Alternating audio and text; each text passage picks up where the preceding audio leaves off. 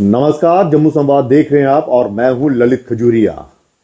370 के बाद कितना बदला है जम्मू कश्मीर? क्या वाकई में केंद्र सरकार ने जो सोचा था वैसा हो रहा है? क्या जम्मू कश्मीर की आवाम अब नई राह पर चल रही है, या फिर डर या खौफ है उसके बीच में कि ये जो धारा थी ये हमें प्रोटेक्ट करती थी? कई और ऐसे मसले हैं जिस पर हम बातचीत करेंगे। हमारे साथ देवेंद्र राणा जी हैं, भारतीय जनता पार्टी के वरिष्ठ नेता और थिंक टैंक भी कहते हैं आजकल। और दूसरा ये है कि पूर्व विधायक रह चुके हैं और जीते भी कब थे जब मोदी जी का दौर था, चल रहा था। सर, स्वागत आपका। धन्यवाद।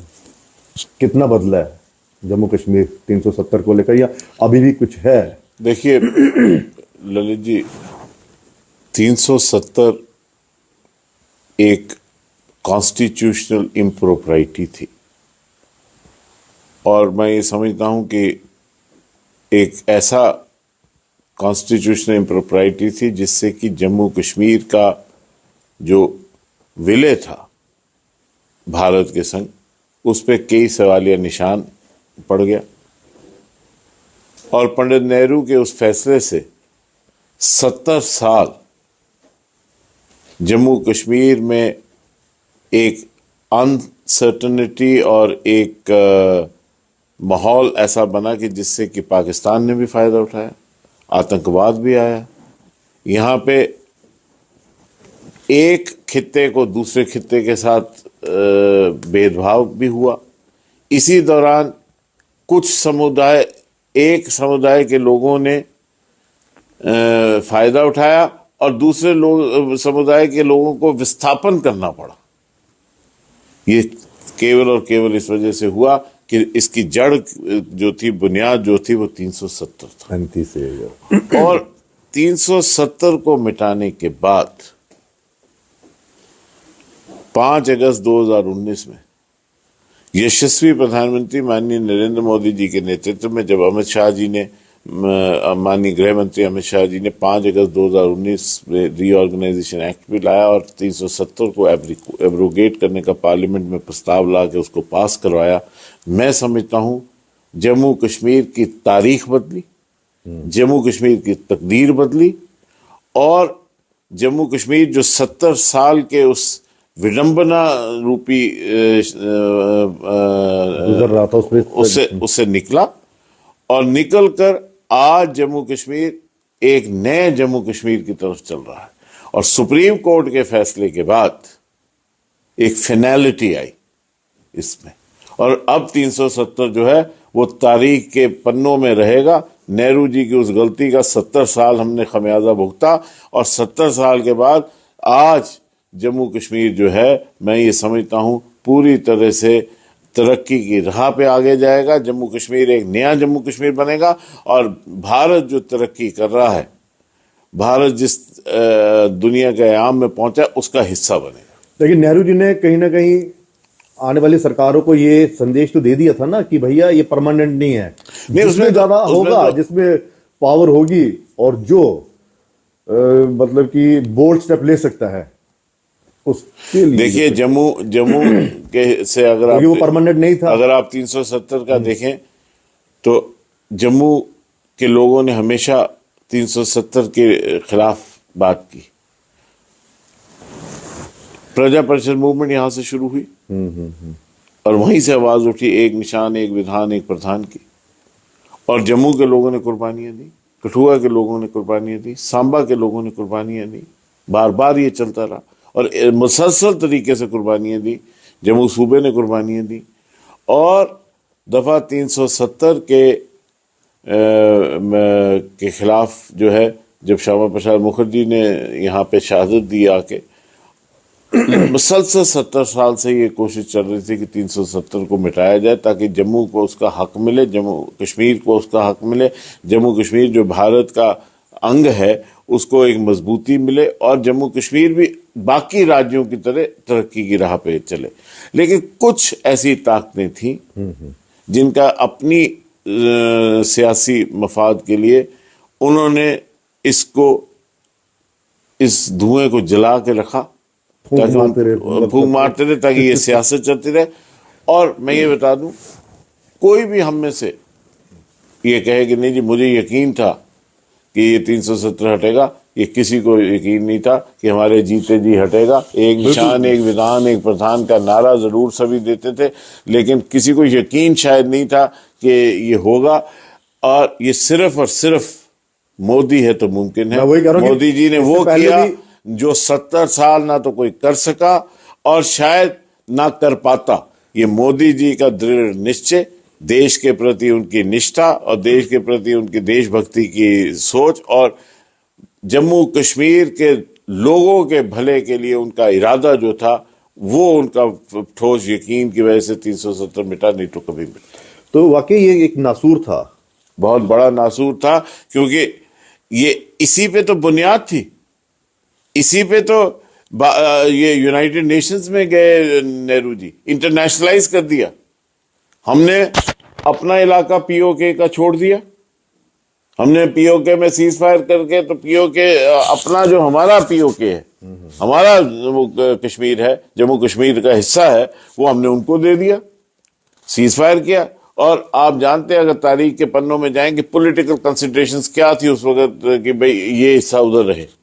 शायद कुछ कश्मीर की ऐसी ताकतें थी जो ये चाहती थी कि ये हिस्सा उधर रहे, ताकि ताकत का जो मंबा है वो श्रीनगर में कन्फाइन हो जाए, कश्मीर में कन्फाइन हो जाए। आज 370 के मिटने के बाद हर इलाके को, हर खित्ते को, हर जात बरादरी को बराबर का हक जो दिया जा रहा है, उससे पूरे जम्मू कश्मीर की यकसा तरक्की होगी। और हर शख्स, आप एक बात मुझे बताइए ललित जी, आप तो एक बड़े समझदार जर्नलिस्ट हैं और बड़ा तजर्बा रखते हैं। जितनी नहीं, मेरी बात, उतनी बात 50% आपकी आबादी महिलाओं की है। मेरी अगर बेटी हो, वो अगर शादी जम्मू कश्मीर से बाहर कर देती, 370 की वजह से उसको कोई हक ही नहीं था, मतलब। और ये जो फैसला था, ये जेंडर बायस का फैसला था। ये आप जानते हैं ये क्यों लिया गया और किसको फायदा देने के लिए लिया गया, ये आप बताइए। कौन सा ये फैसला है जो लोग कहते हैं नहीं जी 370 में था, महिलाओं को जो महिलाओं को मतलब वंचित किया गया, इनहेरिटेंस का राइट ही नहीं था उनके पास। मतलब उनका राइट यही था कि उनके पास प्रॉपर्टी रहेगी आगे उनके बच्चों मैं को। तो कहता हूं ये तो कॉन्स्टिट्यूशन के वायलेशन है। तो आपको लगता है कि अब वो जो पावर सेंटर था कश्मीर, और जिस हिसाब से उस वक्त की जो सियासी जमातें थी, चाहे उस दौरान प्रधानमंत्री भी बनाए गए थे शेख अब्दुल्ला जी, उसके बाद सीएम का दौर आया, क्या ये जो उन्होंने उस समय अपनी वो करते थे मनमानी या अपने मुताबिक सब कुछ, जो जिस तरह से आपने कहा कि जेंडर वाला वो था, तो अब ये खत्म हुआ? आपको लगता है कि ये सब कुछ 370 हिस्ट्री हो गया जो है वो कश्मीर जो है वो ललित जी, 370 इज हिस्ट्री, भूल जाइए। नया जम्मू कश्मीर है, नया जम्मू कश्मीर बन रहा है। और ये नया जम्मू कश्मीर जो है, ये भारत का वो चेहरा बनेगा। आप 10 साल के बाद देखेंगे, आने वाली नस्लें जो हैं वो इस बात का एहसास करेंगे कि जम्मू कश्मीर के हर एक मखसूस इलाके को नहीं, हर इलाके की तरक्की होगी, हर इलाके को एक बराबरी का हक मिलेगा, हर शख्स को बराबरी का हक मिलेगा। हम इक्विटेबल राइट की बात कर रहे हैं, हमको ये नहीं कह रहे कि किसी को किसी पे इजारेदारी होनी चाहिए।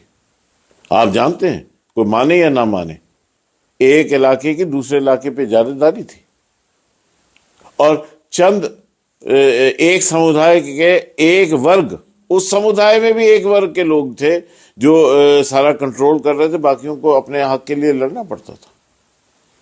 मेरा जैसा आदमी जो नेशनल कॉन्फ्रेंस में था, हम अपने हक के लिए लड़के हम लेते थे। अच्छा, हम हक के लिए लड़ते थे। अच्छा, मतलब कि वहां पे रोका जाता था? रोका नहीं जाता था, एक माइंड सेट था कि मतलब जम्मू के अगेंस्ट एक बायस था, वो आपको मानना पड़ेगा। जम्मू ने सफर किया, जम्मू ने क्या, कश्मीर के अंदर भी अगर आप ये इलाके देखें, कुपवाड़ा, बारामूला, ये इलाके आप देखें, इन्होंने सफर किया। यानी कि अनंतनाग ने भी सफर किया। एक इलाका था जिसको सब कुछ दिया गया, बाकी इलाकों को वंचित किया मैं वही गया, पूछ एक रहा हूं, समुदाय को। अब वो पावर सेंटर खत्म हुआ, क्या जम्मू पावर सेंटर बनेगा? बन चुका है। 5 अगस्त आप 2000 फैसले जम्मू से लिए जा 5 सकते अगस्त हैं। 2019 के बाद हाँ। The political capital, the economic capital has shifted to Jammu. Jammu बराबर का हिस्सेदार है। आज कोई फैसला ऐसा नहीं है जो जम्मू के बिना हो सकता है। आज जम्मू जो है वो बराबर का हिस्सेदार है हर फैसले में। और जम्मू ही क्यों, हर वर्ग। आज गुज्जर को भी बराबर का हक है, पहाड़ी को भी बराबर का हक है, हिंदू को भी है, मुसलमान को भी है। वो नहीं है कि वो नहीं है कि मैं वो कहना वो जी वो कहानी है उत्ते रोनी मुक्की दा जड़ा हर शख्स जड़ा ही has been empowered, equitably empowered. लेकिन नेशनल कॉन्फ्रेंस अभी भी कह रही है कि हम फिर से कोर्ट का नहीं, दरवाजा देखिए मैं नेशनल कॉन्फ्रेंस क्या कह रही है, और भी पॉलिटिकल पार्टी कह रही है कि मैं आपको बता रहा हूँ 370 खत्म हो गया, ये इतिहास, ये हिस्ट्री बन गई, ये तारीख बन गई, इतिहास बन गया, दोबारा कभी नहीं आएगा। तो ये और अब ये जो लोग कह रहे हैं ये कि अब ये कह रहे हैं कि साहब हम ये लाएंगे, ये समझ रहे हैं कि मुट्ठी हमारी रेत से निकलेगी। इनके पास एक डकोसला इन्होंने बनाया था। लेकिन अभी भी पहले पहले मैं आपको ये अर्ज करता हूँ, अब ये जो कह रहे हैं हम लड़ाई लड़ते रहे, किस चीज की लड़ाई? ये this is finality, nothing is going to change now. ये लोगों को बेवकूफ बना रहे हैं, गुमराह कर रहे हैं। इन्होंने किया क्या? इमोटिव इश्यूज के साथ इसी 370 के होते हुए अपने आप को कहा। लेकिन लोगों के जहन में अभी भी है कि कश्मीर के जो पॉलिटिकल पार्टीज है, जो लीडर्स है, वो मोदी जी के बड़े करीब है। वो कितने करीब है, लेकिन ये मैं आपको बता देता हूं कि अगर आप भाजपा का देखें और मोदी जी का देखें और माननीय यशस्वी प्रधानमंत्री माननीय मोदी जी का देखें, उन्होंने हमेशा जम्मू कश्मीर के लोगों को अपने दिल के साथ लगाकर जम्मू कश्मीर की तरक्की के लिए, बेहतरी के लिए हमेशा कोशिश की। 370 को मिटाने का जो उनका सुदृढ़ इरादा था, वो क्या वो ये नहीं बताता कि मोदी जी को जम्मू कश्मीर के हर शख्स के साथ प्यार है? 370 के मिटने के बाद आतंकवाद खत्म हो गया। ये कहते हैं कहाँ आतंकवाद में बहुत ज्यादा थमा है मसला, कहाँ है पथराव? ये कहते हैं कोई फर्क नहीं है, कहाँ है पथराव? वो कहते हैं कि उन्होंने अपनी स्ट्रेटेजी चेंज कर ली है। किन्होंने? आतंकियों ने। किस चीज की स्ट्रेटेजी? आपका टारगेट किलिंग कर देते। कैसे? कितनी किलिंग आपने देखा? आप स्टैटिस्टिक्स और आंकड़े देखिए, किलिंग्स डाउन हुई। मैं नहीं कहता कि किलिंग होनी चाहिए, किलिंग एक भी हो आदमी वो भी, लेकिन ये है कि killing is not a statistic. लेकिन आप वायलेंस के इंसिडेंट्स को देखिए, 2009, 2010, 2015, 16 सभी को पता है बिल्कुल कश्मीर में क्या हुआ। यही गवर्नमेंट थी, यही नेता थे, रेट ऑफ द गवर्नमेंट ही नहीं चलती थी। मैं खुद गवर्नमेंट का हिस्सा था, मैं जानता हूं कि गवर्नमेंट की कोई रेट नहीं चलती थी कश्मीर में। ऐलान होता था, सईद अली शाह गिलानी ऐलान करते थे, सारा का सारा सिस्टम उसी ऐलान पे चलता था। तो और मैं आपको ये बता दूं, आज रेट ऑफ द गवर्नमेंट चल रही है, आज अमन है, आज शांति है। जम्मू कश्मीर में अमन होता है तो फायदा, श्रीनगर में कश्मीर में अमन होता है तो जम्मू कश्मीर को फायदा होता है। इस बार अमरनाथ यात्रा हुई, कितनी भव्य अमरनाथ यात्रा हुई, क्या इकॉनमी को बूस्ट नहीं मिला? ये जो डेवलपमेंटल एक्टिविटीज चल रही है, क्या इससे इंफ्रास्ट्रक्चर जो डेवलपमेंट हो रहा है, इंफ्रास्ट्रक्चर एक बेसिक मोबिलाइजर है। इंफ्रास्ट्रक्चर जिस वक्त इंप्रूव होगा, आप देखेंगे उससे एक इकॉनमी का एक साइकिल चलता है, जिसका एक बेनिफिट हर शख्स को मिलता है। आपसे मैं बड़े दावे से आज ये कह रहा हूँ ललित जी, आप रिकॉर्ड करके रख लीजिए कि आज से 5 साल के बाद जम्मू कश्मीर जो है, जम्मू कश्मीर में कह रहा हूँ, बड़ी जिम्मेवारी से कह रहा हूँ, इकोनॉमिकली एक robust strong economy of northern India होगा, और उसका जो बेनिफिट है हर शख्स को मिलेगा। मतलब अगर आप देखें तो ये दूरदर्शी की बात नहीं, सिलसिला शुरू हो गया है, सिलसिला शुरू हो गया। लेकिन पब्लिक इंस्टेंट चाहती है रिजल्ट। नहीं, देखिए बात यह है कि मैं ये कहूं कि एक बदलाव हो रहा है, रूल ऑफ लॉ प्रिवेल कर रहा है, और उसको अडॉप्ट करते करते थोड़ा सा कुछ लोग जो हैं वो अपनी छोटी छोटी सियासत खेल रहे हैं, उनकी सियासत खत्म हो चुकी है। और मैं आपको आज ये बता दूं, ये छोटी छोटी जो सियासत है ना, ये रह जाएगी कुछ अखबारों में और कुछ उनमें मीडिया में, ग्राउंड पे कुछ नहीं आएगी। ग्राउंड समझता है, आज ने देख लिया। ग्राउंड समझता है, या फिर नरेंद्र मोदी जी और अमित शाह जी पर जो आरोप लगते हैं कि हाँ जी एजेंसी भेज देती है। नहीं, वो देखिए, वो गलत बात है। अब आप ये अंदाजा लगाइए कि 60 करोड़ 130 करोड़ की आबादी में 60 करोड़ लोग जो हैं वो इस वक्त लाभार्थी हैं मोदी जी की स्कीम्स के। 13 करोड़ लोग 14 करोड़ लोग जो हैं वो गरीबी की रेखा में पिछले 9 साल में ऊपर आए। क्या ये हिस्टोरिक नहीं है? आज जो तारीखी कदम लिए गए लोगों के बेहतरी के लिए, उसमें ना तो जात देखी गई, ना बरादरी, ना मजहब। आप आयुष्मान कार्ड है, मैं एक मिसाल के लिए आयुष्मान कार्ड की बात करता हूँ। जम्मू कश्मीर में तो जो लागू किया गया हर शख्स को मिलता, 5 लाख रुपया हर शख्स को जो मिलना है। बाकी जगह तो है कि गरीबी की रेखा से नीचे, जम्मू कश्मीर में 5 लाख रुपए का कवर हर शख्स को अवेलेबल है। ये कोई छोटी बात है? आप जाइए इन अस्पतालों में, जाइए देखिए कौन लोग इलाज करा रहे हैं, लोगों को फायदा हो रहा है, मकान बन रहे हैं इंदिरा आवास योजना में। जल शक्ति, ये जो आपका ये है ये जो जल शक्ति में हर घर नल, उसकी तरफ जो काम हो रहे हैं, आप देखिएगा 2-3 साल में जब वो मुकम्मल होते हैं तो क्या बनता है। इंदिरा विकास योजना, मैंने आपको इंदिरा विकास योजना नहीं है, उसको PMAY कहते हैं। ये इंदिरा आवास योजना जब थी तो बंदर बांट होती थी कि ललित जी मेरे रिश्तेदार ये बनाएंगे एक मकान, ये सरपंच साहब बैठे हुए ये मुझे बता रहे थे, कहते एक, मैं आपको परसों भी सुना रहा था, एक परिवार को दो बार भी दिया हमने, कहा बना दो मकान। अब वो नहीं होगा, अब होगी जियो टैगिंग। हाँ, वहाँ कष्ट होगा, जब जियो टैगिंग होगी तो जब उसको मकान मिल गया दोबारा मिलेगा, तो अब थोड़ा सा वो परेशानी, पारदर्शिता से। पेंशन का देख लीजिए, ठीक है सर। 10 लाख राशन कार्ड ऐसे थे ललित जी कश्मीर में जो एग्जिस्ट ही नहीं करते थे। 10 लाख लोगों को राशन मिलता था जो एग्जिस्ट ही नहीं करते थे, तो वो कहां जाता था? अच्छा, ये पॉलिटिकल पार्टी, ये 370 के बाद बदलाव आया, यहाँ पे रूल ऑफ लॉ हुआ, यहाँ पे इंफ्रास्ट्रक्चर डेवलपमेंट हुआ, सोशियो इकोनॉमिक एम्पावरमेंट हुई और इक्विटेबल एम्पावरमेंट हुई, और लोगों का हाँ 3-4 साल में आप इसके आगे नतीजे देखेंगे और आपको बाकी ये जो पार्टियां हैं ना, ये माता रानी ने चाहा, ये दिखेंगी भी नहीं। अच्छा। ये दिखेंगी भी नहीं। ये इनका हाल वो होगा जो यूपी, जो अभी राजस्थान, मध्य प्रदेश और ये है ना छत्तीसगढ़, ये उससे बदतर होगा। ये अखबारों में ही है, ग्राउंड में कहीं नहीं है, ये अखबारों में ही। वो कह रहे क्योंकि इनकी वजह से। अगर सबसे बड़ा कोई जिम्मेवार है जम्मू कश्मीर के हालात का, वो पंडित नेहरू और कांग्रेस है। कांग्रेस ने तबाही की है जम्मू कश्मीर की। आप चलिए इतिहास को देखिए, 47 देखिए, उसके जब ये 48 देखिए, फिर उसके बाद 53 देखिए, 84 देखिए, 75 देखिए, आप पूरी की पूरी तारीख को स्टडी करिए। कांग्रेस जो है दौरान भाजपा की बड़ी चीजें आती है। अच्छा, भाजपा है ही नहीं।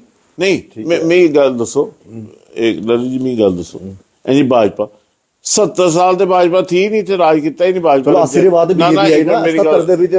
कोई राज नहीं किया। एक मिनट मैं नहीं दसना, एक मिनट। जम्मू कश्मीर बीजेपी ने राज किया 2 साल किए, 2-2.5 साल लाई है। और हमारे भाजपा जिन्हें इतने 70 साल राज किया, वो नहीं माइग्रेशन कराई उड़ी कश्मीरी पंडितें दी, वो उनका जिम्मा नहीं। आतंकवाद आया, वो उनका जिम्मा नहीं। इतने जम्मू कन्ने इम्तियाज होया और जम्मू कन्ने होया, वो इनका जिम्मा नहीं। जम्मू कन्ने बेइंसाफी हुई, कोई जिम्मा नहीं, कुछ का जिम्मा नहीं। जम्मू कश्मीर में आखा ना, जम्मू कश्मीर में 2 साल हुकूमत की बीजेपी ने, जो 70 साल हुआ जम्मू कश्मीर में, उसकी अगर जिम्मेवारी है, हम सब लोगों की है जो लोग सरकार में रहे हैं, और आप जिम्मेवारी बीजेपी की बिल्कुल नहीं बना सकते। बीजेपी आई तो सुधार हुआ, बीजेपी का कोई कसूर ही नहीं। बीजेपी का कसूर इसलिए मानते हैं कि जिनको आप गाली निकालते थे उन्हीं के साथ गठबंधन कर लिया, ये है। नहीं, देखिए वो गठबंधन क्या हुआ ये मास्टर मैं उसमें नहीं जा रहा, लेकिन 2 साल की हुकूमत रही ना। 70 साल में 2 साल बीजेपी ने हुकूमत की, तो जो कुछ इतने हुआ, जो कुछ यहां हुआ, कश्मीरी पंडितों का वहां से निकलना कोई छोटी बात है? बिल्कुल बिल्कुल। अपने घर से विस्थापित होना, वो दर्द कोई भी वही समझ सकते हैं जिनको घर से निकाला जाए। हाँ बिल्कुल। और उनको घर से निकाल के अपने ही देश में वो अच्छा, रिफ्यूजी ठीक है, बने। हम 370 पे बात कर रहे हैं। आप जब कश्मीर में जाते हैं कोई डर वगैरह लगता है? अब पहले जब 370 से पहले जाते थे और अब जब आप जाते हैं, दौरा करते हैं? मेरी एक बात सुन लीजिए, बड़ी छोटी बात। कश्मीरी अवाम जो है वो नहीं चाहता ये हो, गड़बड़ हो। कौन चाहता है कि आतंकवाद हो? आज आतंकवाद पे अंकुश लगा है तो कश्मीर की आबादी बढ़ रही है। आपने देखा ये विश्वकर्मा योजना जो शुरू हुई, सबसे ज्यादा फायदा कश्मीर के लोगों ने लिया। क्यों लिया? क्योंकि वो समझते हैं कि हमें एक डेवलपमेंट का एक हमें मौका मिल रहा है। इस वक्त टूरिज्म बढ़ रहा है, एग्रीकल्चर में इंटरवेंशन हो रही है, इंफ्रास्ट्रक्चर डेवलप हो रहा है। कश्मीर के लोग कौन चाहते हैं आतंकवाद? ललित जी एक बात याद रखिए, आम कश्मीरी नहीं चाहता। तो कौन चाहता है ये जो आम आतंकवाद हो रहा है? वो चाहते हैं एक तो पाकिस्तान, ठीक है, और दूसरा वो लोग जो ये समझते हैं कि उनकी जो सियासत है वो कब्रिस्तानों पे ही चल सकती है। कब्रिस्तान अपोजिशन कहते हैं सीधा, एनसीपीडी कर रही पार्टी, जितनी भी ये पार्टी है कश्मीरी पार्टी, अच्छा, इनके पास कुछ है ही नहीं। आज 370 गया तो बौखलाहट हो गई, अब तो बौखलाहट है इस वक्त। अब इनको लगता है अब कैसे कश्मीरियों को हम बेवकूफ बनाए। कश्मीरी बुनियादी तौर पे इमोशनल है, उसको ये इमोशनली सेंटिमेंटल तरीके से करते हैं। कभी कहते हैं जी खतरे में, उसको डराते हैं। किस चीज का खतरा है जी? कहते जी भाजपा वो खतरे में आ गए, वो डर पैदा हो। कौन हो गए जी? मुस्लिम्स वगैरह जो कश्मीर के कह रहे हैं कि मुझे एक बात बताइए, जितनी भी मोदी जी की स्कीम्स हैं उनकी बुनियाद क्या है? सबका साथ, सबका विकास, सबका विश्वास और सबका प्रयास। और उनके लिए रिलीजन एक ही है, पॉवर्टी, गुर्बत। गरीब आदमी को मकान मिलना चाहिए, गरीब आदमी को सिलेंडर मिलना चाहिए, गरीब आदमी की सेहत का होना चाहिए, गरीब आदमी को पढ़ाई होनी चाहिए, गरीब आदमी को जल मिलना चाहिए, गरीब आदमी को स्वच्छ इन्वायरमेंट मिलना चाहिए, गरीब आदमी को व्यवसाय मिलना चाहिए, गरीब आदमी को एम्पावर करने का, गरीब आदमी को पैसा मिलना चाहिए। यही है ना? तो क्या जिस वक्त गरीब की रेखा देखी जाती है तो पूछा जाता है पड़े जी तुस ब्राह्मण हो या राजपूत हो या तुम हिंदू हो या मुसलमान हो? कोई कुछ ही नहीं पूछा था।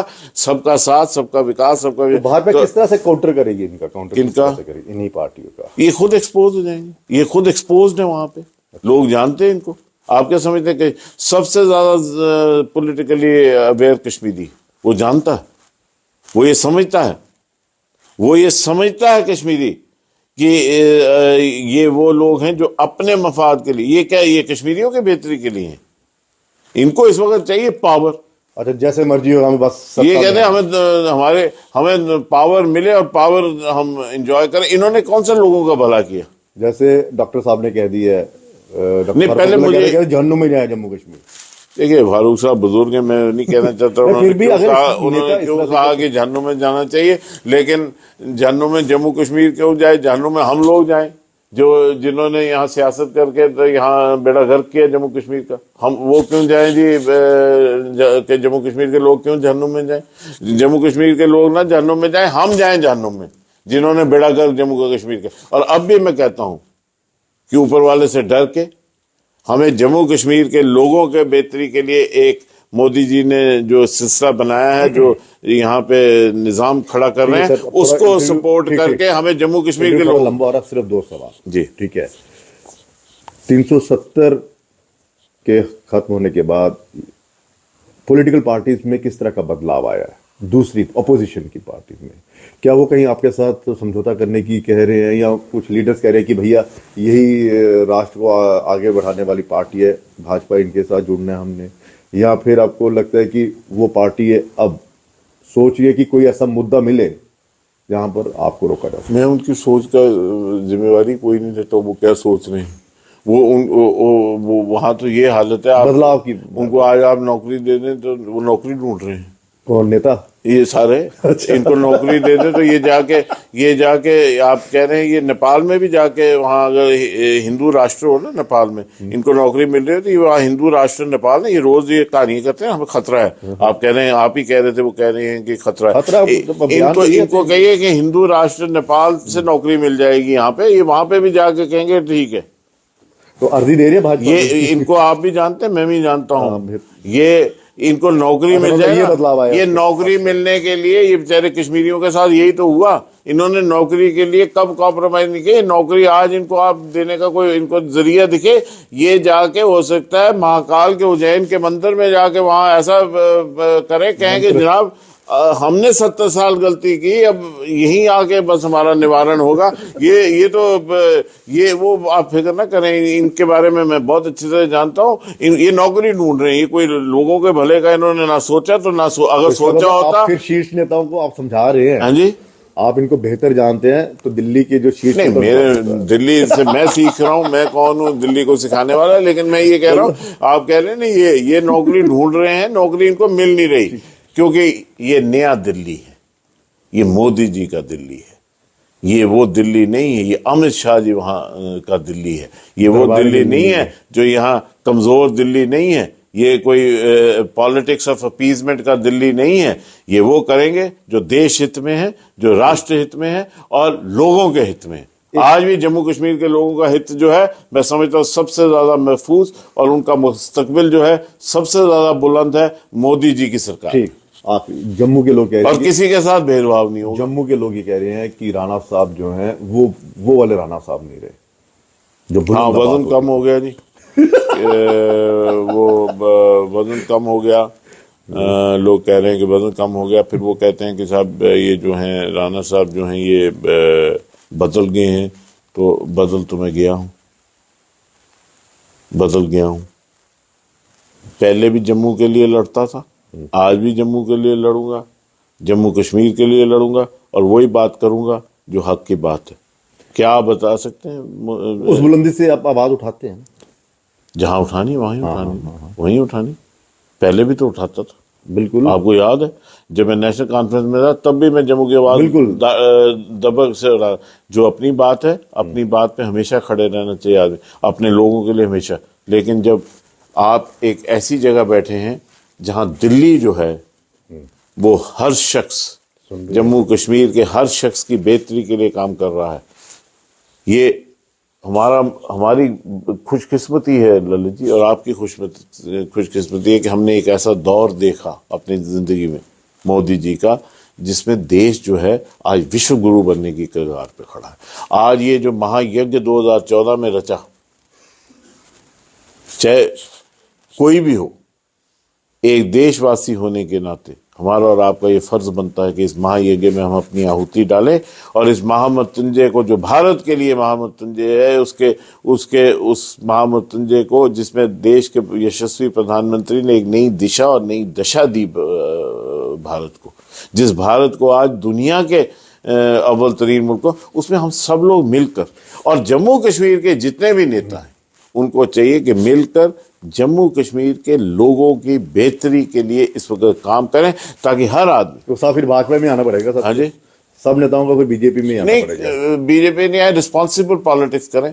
अब 70 साल इन्होंने अपना किया, यहाँ क्यों आएंगे या नहीं आएंगे वो हर एक की अपनी इच्छा है, लेकिन काम ऐसा करें कि थोड़ा सच बोलें। चलिए सर, सच बोलें, झूठ की सियासत छोड़ दें और स्लोगनरिंग छोड़ दें, ब्लैकमेलिंग छोड़ दें। अब खत्म हो गया ना, अब रहा ही कुछ नहीं। पहले अटानवी चली, अटानवी भी खत्म हुई तो हमने दूसरी कहा हम अटानवी के लिए लड़ेंगे, फिर सेल्फ रूल आया, उन्होंने कहा नहीं जी सेल्फ रूल खत्म हुआ, हम इसके लिए लड़ते रहेंगे।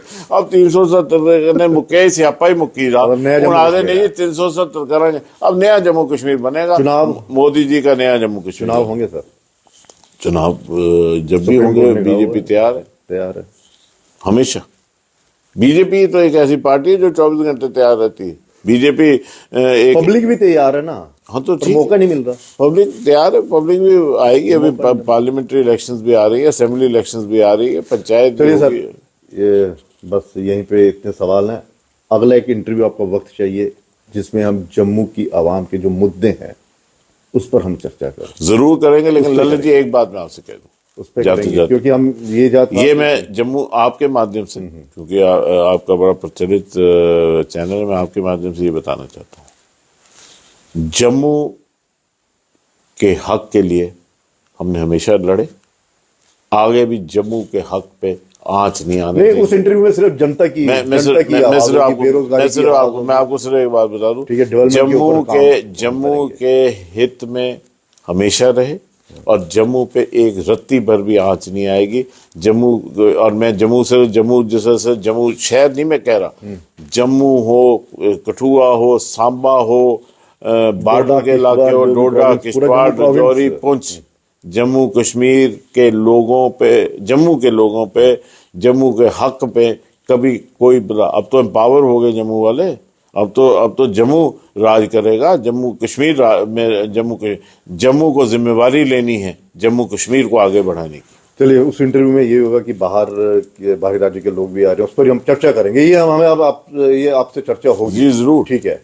चलिए, क्यों जम्मू कश्मीर बदल गया है 370 के बाद? क्यों? क्योंकि दिल्ली में जो बैठे हैं वो कमजोर दिल वाले नहीं है, डिसीजन मेकर हैं, और अब जो सियासत होगी वो डेवलपमेंट पर होगी, ना कि कब्रिस्तान पर होगी। विपक्ष जो है वो इन मुद्दों को ढूंढ रहा है कि कहां उन्हें कोई मौका मिले और वो सियासत करे। फिलहाल इजाजत दीजिए, नमस्कार।